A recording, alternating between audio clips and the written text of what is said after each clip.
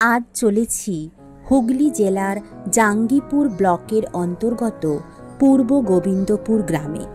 এই গ্রামটিতে রয়েছে শ্রী শ্রী চণ্ডী মাতার একটি প্রাচীন টেরাকোটা সম্বলিত মন্দির। গ্রামের সরু রাস্তা ধরে আমাদের বাহন ছুটে চলেছে গন্তব্য অভিমুখে। পশ্চিম আকাশে রক্তিম আভা ছড়িয়ে সূর্যদেবও আজকের মতো আমাদের কাছ থেকে বিদায় নেওয়ার প্রস্তুতি শুরু করে দিয়েছে।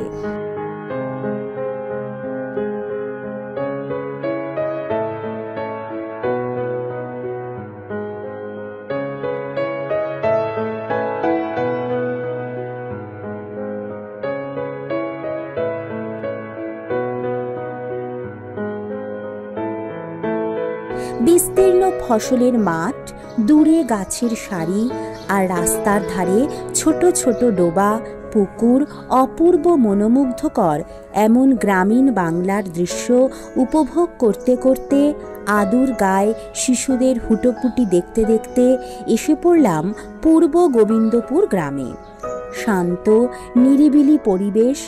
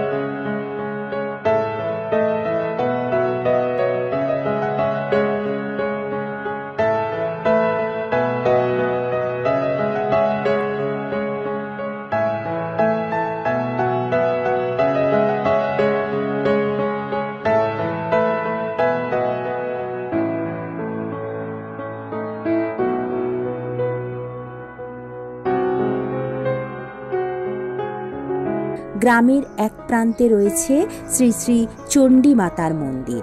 স্থানীয় পাল বংশের কোনো এক পূর্বপুরুষ প্রতিষ্ঠা করেছিলেন এই দেবালয়টি। আটচালা শৈলীতে নির্মিত।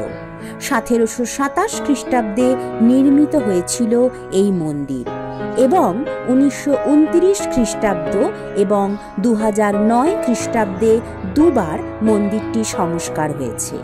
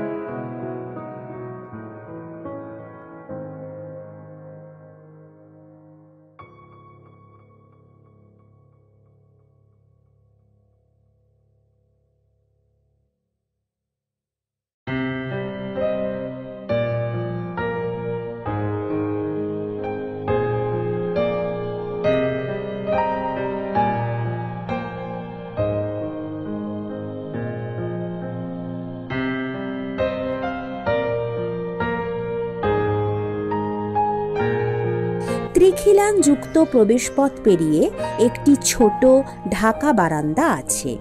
মন্দিরের সামনের দেওয়ালে খিলান তিনটির ওপরে টেরাকোটার কাজ আছে, কিন্তু মন্দির গাত্রে চড়া রং ব্যবহারের ফলে টেরাকোটার কাজগুলি তার সূক্ষ্মতা হারিয়েছে। গর্ভগৃহে চণ্ডীমাতা ও অন্যান্য কিছু দেবদেবীর নিত্য পূজা হয়, কিন্তু কোনো বিগ্রহ নেই। দেবতা এখানে শিলারূপে বিরাজমান।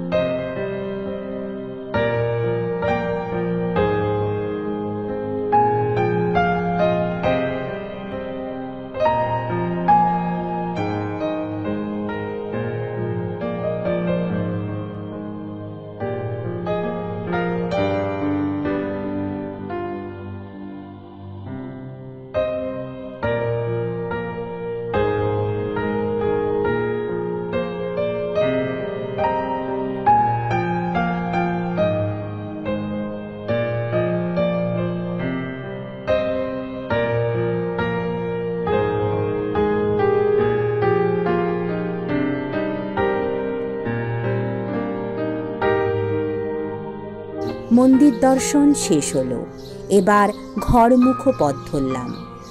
এমন গাছগাছালি, বাঁশবাগান, দিঘি, পুকুরে ঘেরা নির্জন মায়াবী পরিবেশে এত প্রাচীন এক মন্দির সত্যি যেন আলাদা জগতে নিয়ে যায় আমাদের। গ্রামীণ পথ, মাটির সোঁদা গন্ধ, মৃদুমন্দ বাতাসে গাছের পাতার নাচন, নাম না জানা কত শত পাখির কলরবের মাঝে ৩০০ বছরের প্রাচীন ইতিহাসকে ছুঁয়ে দেখতে দেখতে আমরাও কিছুক্ষণের জন্য যেন ফিরে গিয়েছিলাম সেই প্রাচীন যুগে।